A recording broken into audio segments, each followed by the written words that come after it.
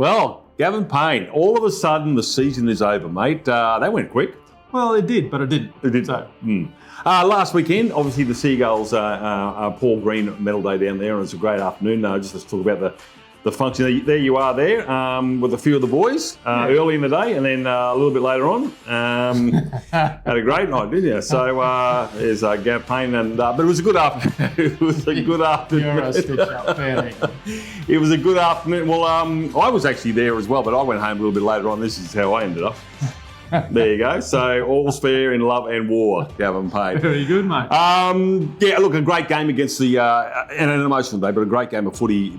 Try for try, and as I said, Fatape's try just after half-time probably might have gotten just in front, gave him a sniff. Yeah, look, it was a really competitive game. Obviously, East didn't have a real lot to play for because they're always going to finish in third spot, but Wynnum certainly had plenty to play for to finish in that top four, which unfortunately obviously didn't work out so well for them. But you know, the Tigers played well, and in the end they kicked away, and you know, the last kick off goes out in the full. It doesn't go to 10 metres, and then we kick a goal from halfway. It was amazing. Great finish to the game. Unbelievable. 15-metre kick. If you haven't seen the highlights, check it out on QRL Plus. But look, we had some chat with some people here, and we've got some interviews I think you'll enjoy.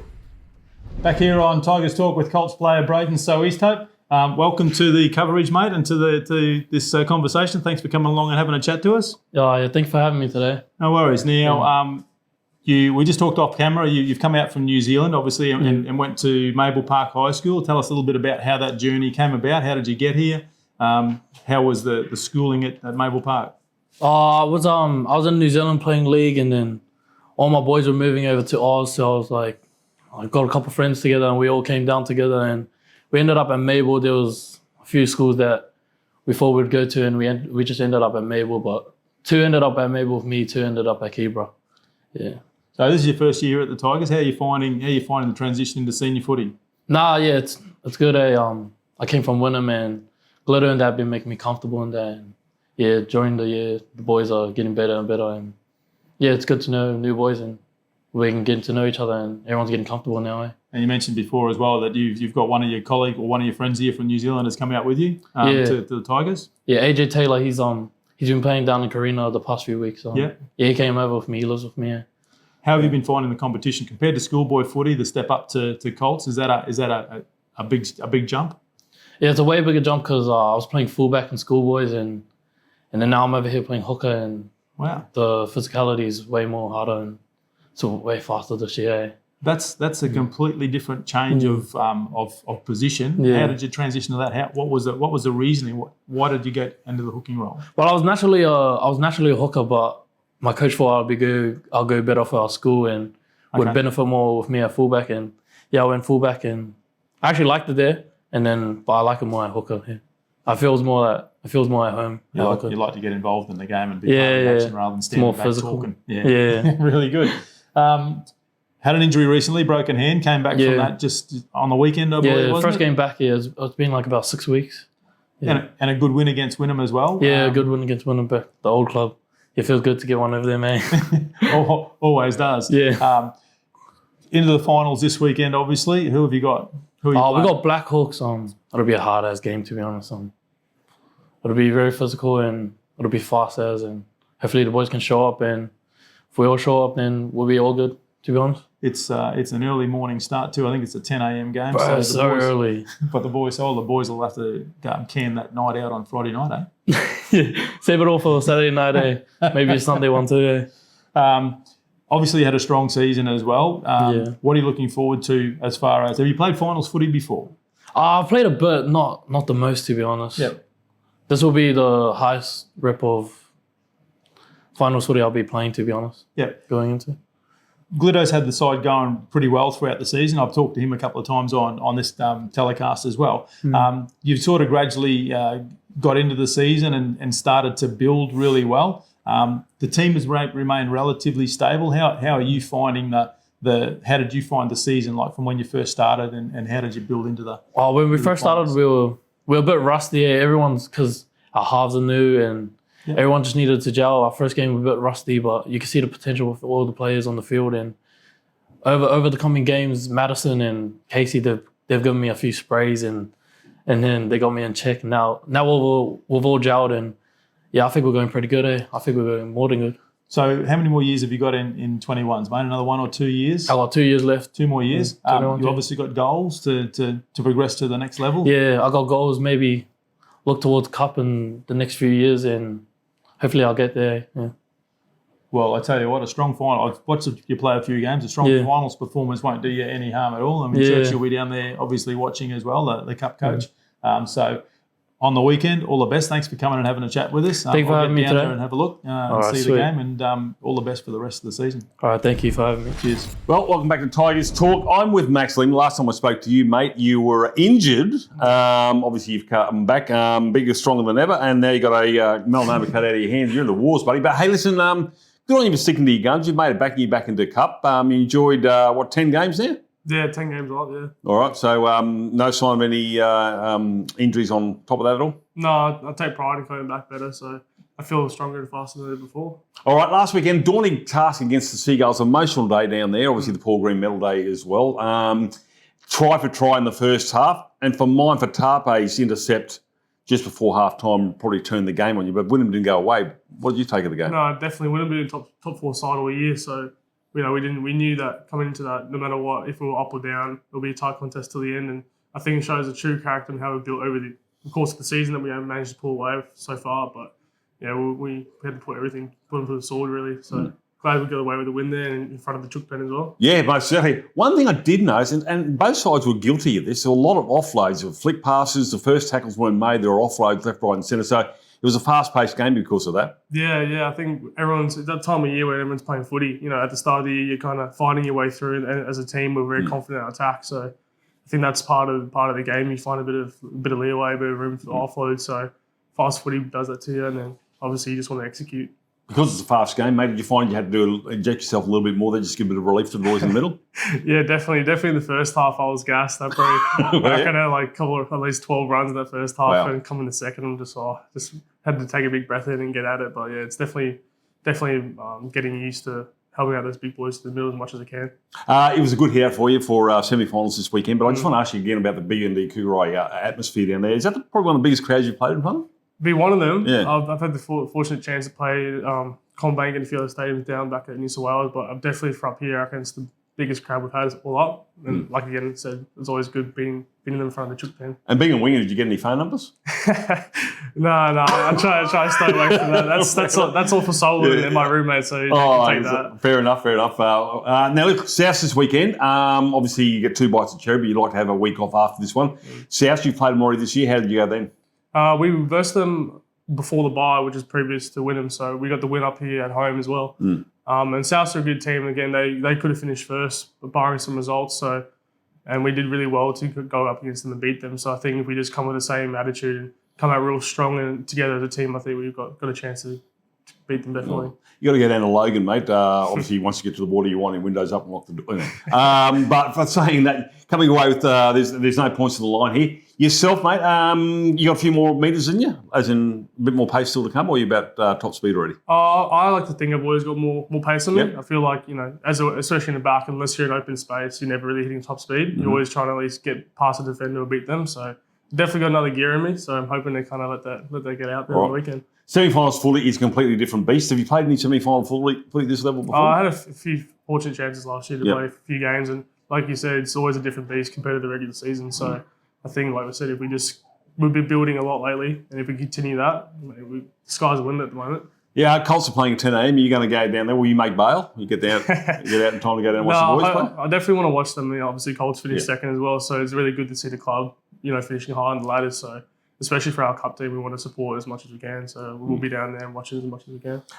Just quickly, Carina, side you play with the BRL, obviously beat Westwoods and Panthers the last game, and obviously Bulimba, another affiliate to the Brisbane Tigers, they're playing in their in the preliminary final, the major semi-final this weekend. So there's a lot to like about what's happening at Totally Workwear. Yeah, there's a lot going on, especially today. And a few school kids come down, and all the grand finals being played here. It's really a place to be at the moment. It is, mate. Max Lehman, thanks for your time on Tigers Talk. Good luck on the weekend. No more injuries, mate, and a couple of tries would be nice against the Maggies. Yeah, I can get a few more. Why not? Good on you, mate. Cheers.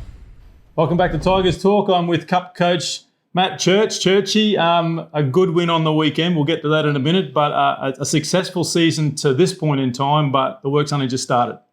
Yeah, look, really happy with our ladder position and how we've been able to finish off the season. So it sets us up for a really good back month of the year, I guess. Hopefully we can get a win this weekend and get a home prelim, which should be the goal or the easiest route towards making the grand final. And of course, this weekend's matches against South. We played them a few weeks ago as well, just before the bye. We were just talking to Max Lehman as well. So just before the bye and got over them there. That was a tough, gritty game and hard all round. You expecting the same? And did you learn anything from that you can do better? Yeah, look, I thought we started really well against South Logan the last time we played them, and we probably just didn't maintain that for long enough in the second half. We defended for the bulk of that second half. I think the possession was almost 70% to the South Logan. So, we need to nullify that and maintain that good standing. So we'll have to get off to a good start.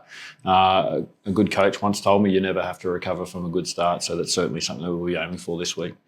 You mentioned good starts. You've had them recently as well, but in the latter part of the games, perhaps just dropping away a little bit and letting sides, so to speak, back into it. Yeah, look, I think we arrested that a little bit against Wynnum. Yes. We were a lot stronger in the second half. But yeah, it's been a bit of a trend, I guess, throughout the year at different times. Sometimes we haven't started well, and when we have started well, we kind of wane off. So we know you don't win finals footy without playing 80 minutes of football. So it's something that we definitely have to do strongly this weekend. In your coaching career, mate, besides me, who was we coached together in the early days back in the mid 2010s, who's been the greatest influence? Who have you sort of lent on? Who's given you some good advice? I'm mates with Anthony Seibold, and he was a bit of someone that I lent on early in my coaching career. And then when he got an NRL head coaching role, I kind of backed off asking him questions. So, but one thing he was really good for was, if you ever meet someone or make sure you maintain contact with them and ask questions, because you never know how that can help down the line. So I've been very lucky, I guess, with my exposure around the Storm system, having worked for Melbourne, both affiliates, the exposure to Craig. Craig is obviously, really good at what he does. And but what I take away from Craig, that everything comes from a place of care. Like, he's that person that you see in the box. He's definitely that person. But what you don't see is how much care he actually has for his individuals and for his players and for the organisation. And that's something I've taken away from Craig. And last year at the Hunters, we were lucky enough to have Wayne Bennett come on board as a coaching mentor. So got to spend a bit of time with Wayne, and he's somewhat scary at times. We had breakfast the first time I caught up with him just at Ashton and Old down the road here, and he basically said, don't do any 13v13 before the end of January. And I said, I don't normally do it till after Christmas anyway. And he goes, I said don't do it until at the end of January, and you're not listening. And so I think he just did that to put me under pressure. And but yeah, he was really good. I took a lot away from how Wayne conducts himself and goes about his business. So Wayne, I've been to a couple of functions where he's been a guest speaker. Des Morris, that's 70th birthday, I think it was, down Wynnum Way. He's a completely different man to what you see being interviewed in the rugby league circles. So a real gentleman and very open with his comments and his conversation. Amazing difference. Yeah, it's a huge difference. Again, I guess tracking back to the Hunters time, we'd organised through our CEO to go watch a Rabbitohs training session at Davies Park. So Wayne wanted to see the Papua New Guinean boys, and the boys definitely wanted to see him and the Rabbitohs. So I distinctly remember he had just finished doing media commitment with the Rabbitohs, and he was walking over to say hello to the PNG boys, and all the cameras started following, and he just went, nah, you've got your bit now. Basically, piss off. But the way that he interacts with the players, it's almost chalk and cheese the way that he is. But he's actually a very funny man. Yeah, absolutely. You're heavily involved with the club, not only as the head coach, but also there's some social functions as well. There's a sportsman's lunch happening on next Friday week over the north side. You're a guest speaker there. What's sort of no secrets you're going to give away, obviously, for that. But what's some of the topics you'd be looking at there? Firstly, I probably should point out that I was told I was a guest speaker. I wasn't asked to be a guest speaker. So But it's always good to, to share your narrative as a coach and for the fans or the, stakeholders of the club, for them, our sponsors to be there and to get a sense of who I am and how I coach and what it's about. So there's no secrets with me. You can come to training if you want to. That's fine. Yeah. But I get in trouble for talking too much at times. I'm looking forward to it. It should be a good day. I went to school with Petro, so we've known each other for a long time. And but good to exposure to have Petro there and also Laurie. So I'll be probably picking their brain just as much as people do listen for me. Going back full circle to the Souths game, mate. All the best for the weekend. We talked before about the match. It's out Logan way as well. So if there's any supporters that are looking for a good game of footy, get out to Logan and support the Tigers. We've had good support here recently in the matches that we've had at home. So hopefully that can continue and we can continue with success. And all the best for that match and future matches as well. Yeah, thanks, Gav. Get down and support it. We love that support, and everyone loves a winner, and we've been doing that lately and doing that a bit. So hopefully, we're working towards hopefully being the first Queensland Cup premiership side that the Tigers have had. I know it's been 30 odd years since we've won a premiership, but that's it's always a goal at the start of the year, and we've put ourselves in a good position to hopefully step forward into that. As I said at the start, mate, the hard work just begins now, mate, doesn't it? Yeah, it does. Best team for a month now, so. Yeah. Indeed. All the best, mate. All right, thank you. Take care, buddy. Thanks for having me on. Tigers Talk, we're back again talking with today with Keith Phillips, president of the club. Keith, welcome and thank you for joining us belatedly. My pleasure, Gavin. Mate, you've been here, I understand, for something like 14 years in this role. Can you tell us about the history and how you've evolved into that role? Oh, look, the history goes back a long time, I suppose.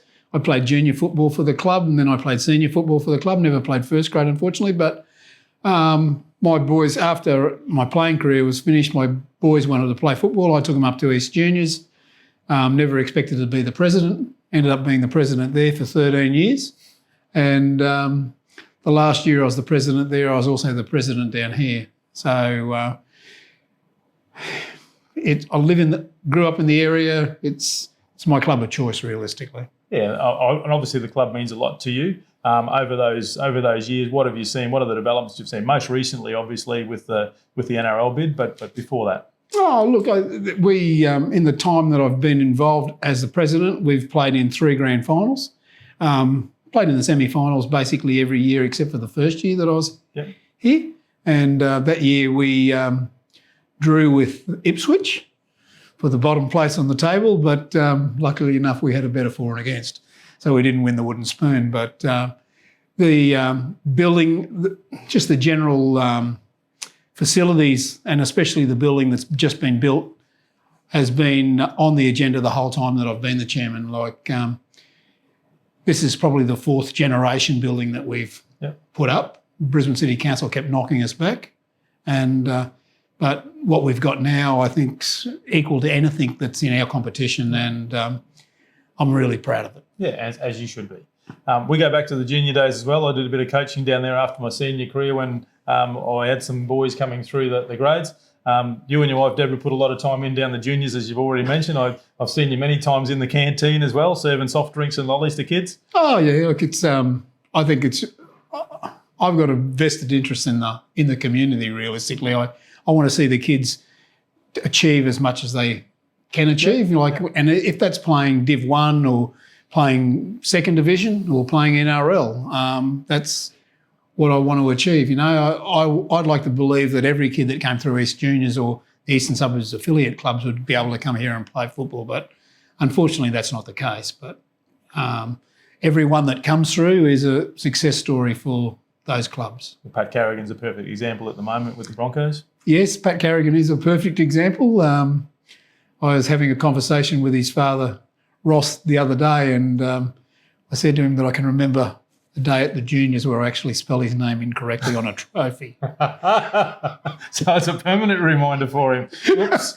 I got the tag changed very quickly. I see. But just something that sticks in your mind. You sit there and I did something wrong, and the guys an absolute success, and very happy to speak that he comes from East Juniors. Lovely, good feedback. It is good feedback. Going forward, we've talked about the NRL bid before. Where do you see, in your crystal ball, where do you see the club, say, in 5 years' time? Oh, in 5 years' time, I'd like to think that we're on top of this competition as we are at the moment. Like this season, we finished in third spot and second in Colts, which is an absolute achievement as far as I'm concerned. Probably one game is the difference of us winning both those competitions. Like if we beat Burleigh at Burleigh the day that we played them down there, they beat us by 4 points, we'd win the minor premiership. And consequently, the same as Tweed, who in the Colts we drew with on the top of the table, they got a better for and against. We led them at a number of times during the game down there at Tweed, and the similar scenario, we beat them with the minor premiers in 8th grade as well. So it's a very close competition. You only have to look at the tables in both those grades. Yep. So I'd like to think that we can continually achieve that success in a current competition. Yep. The gold for a number of years now has been the NRL, because I think that we've got the facilities here to train a side. Yep. I wouldn't expect to ever play a game here. I might play a trial game here against the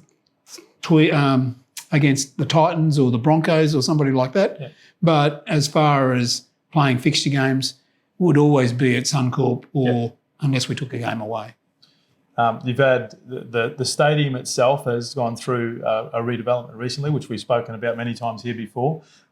Is there further work that needs to be done to the stadium? Is there more that you've got planned for those future years as well to perhaps enhance that NRL bid? Yeah, look, we hopefully at the end of this current season, we'll start work on the southern end of the field, and there's a podium deck to be built down there. And on that podium deck, there'll be the Heritage Grandstand that sits outside the ground at the moment and the pavilion that sits above the old dressing room. So both of those will come across. There'll be some more seating put at this end of the field. We're going to, heaven forbid, but take 2 metres of in-gold off each end of the field. And then eventually we want to build similar stand that's on both sides, the east and western side of the field at the moment, at the northern end, with about 1,500 seats. Okay. So the capacity of the ground will probably be about 4,500 individual seats. Yep. The club's obviously heading in the right direction, so very successful on the field at the moment in the 2 grades, the 2 senior grades. That is in no uncertain terms due to the input from yourself and the board as well, to have great facilities, obviously. Obviously, the coaching staff have done well in obtaining that talent and doing well to maximise the talent of the players. But it starts at the top and works its way down. So, yeah, it certainly does. And look, we're really privileged to have a very good CEO. I think Brian's done a magnificent job. This building and just the chasing of the players on a year-to-year basis is testament to that. Without him, I got a really good board, really good management committee, and they're tireless in their work. And groundsmen, well, I think we've had the best field in the competition for probably the last 20 years. yeah. And the number of sides that come up from Sydney that train on our field and want to take it back home with them is testament to that.